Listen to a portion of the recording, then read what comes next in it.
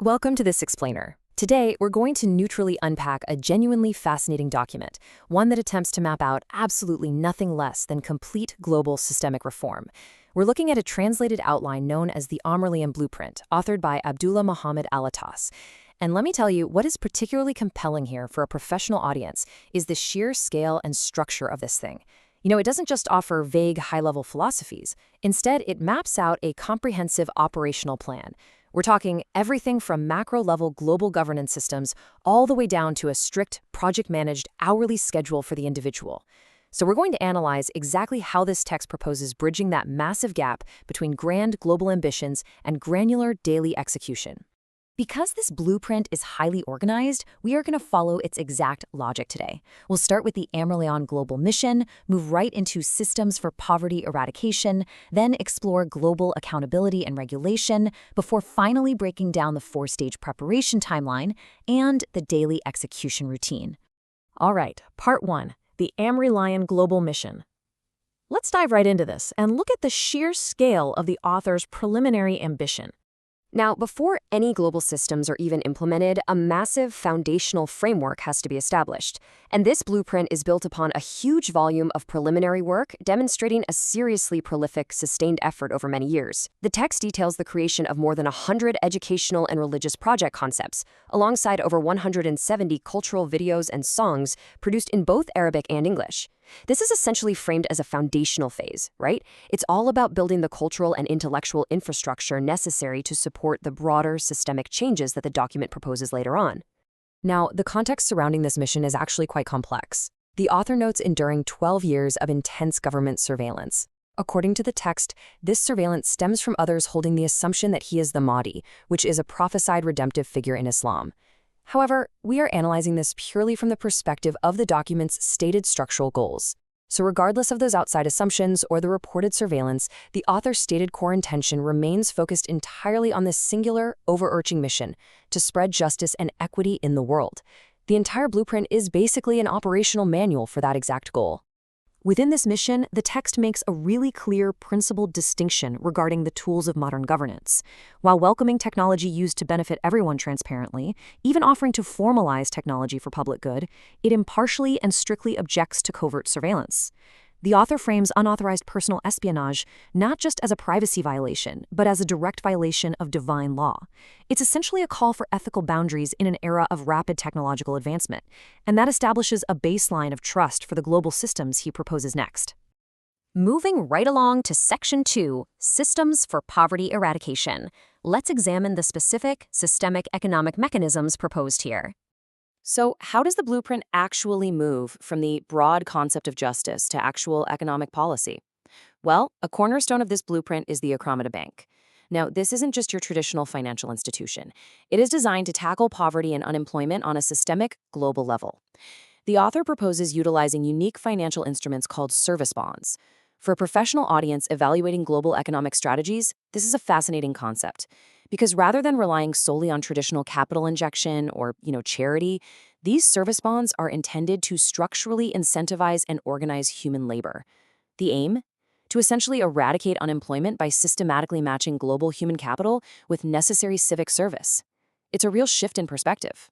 But this economic vision doesn't just exist in a vacuum. It is heavily supported by the logistical framework of the Al-Irada project. This initiative seeks to physically and operationally link projects across every single city on the globe. Think of it kind of like a massive centralized project management system for global development. By integrating these initiatives onto a global map, the blueprint envisions a new, visually and operationally linked civil system where resources, data, and progress are transparently tracked across international borders.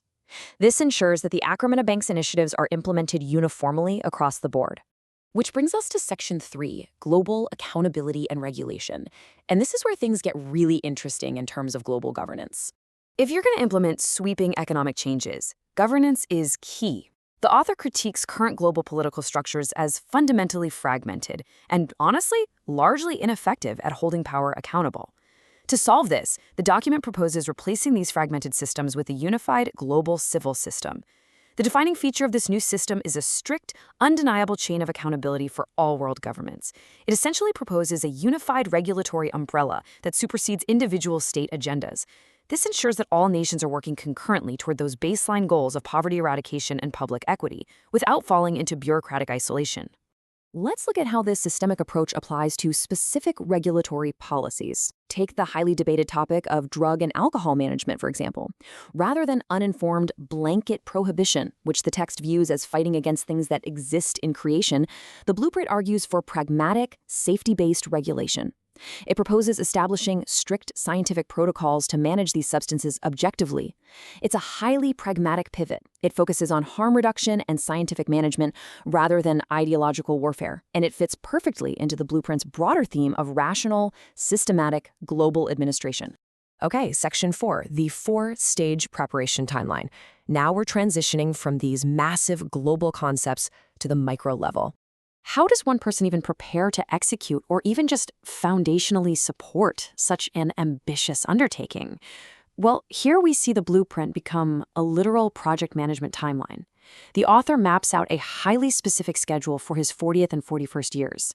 He dedicates 8 solid months, divided meticulously into 4 equal stages of 2 months each, strictly to preparation for these major works.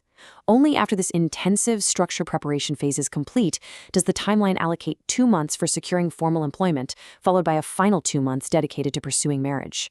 It is a really striking example of prioritizing global systemic goals over standard personal milestones, scheduling major life events with almost corporate precision. And finally, Section 5, the daily execution routine. This brings us to the nuts and bolts, the most granular level of our analysis today. We're looking at the daily execution required during those crucial 8 months of preparation. During those 8 months, the author proposes an intense 9-hour daily regimen. Notice the deliberate balance here. It's fascinating. 4 hours are dedicated to deep religious and spiritual study, establishing the ethical foundation. But then, we see a surprising contrast in the skills category. 2 hours every single day focused on highly practical modern proficiencies like artificial intelligence, robotics engineering, first aid, and business administration. Add in 2 hours for direct project work on the al-Qi'dah framework, and 1 hour for physical fitness and martial arts. It is a holistic, high-performance optimization schedule.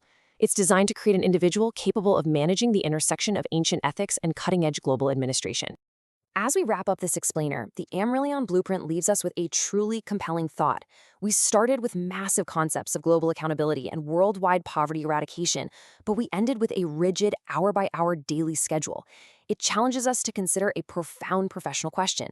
Is strict individual hourly discipline actually the necessary foundational engine for monumental global reform? Can you systemize the world without first systemizing your own day? It's a fascinating blueprint of ambition, structure, and intense dedication. Thank you so much for joining me on this explainer, and I hope this provided a clear, structured insight into a very unique text.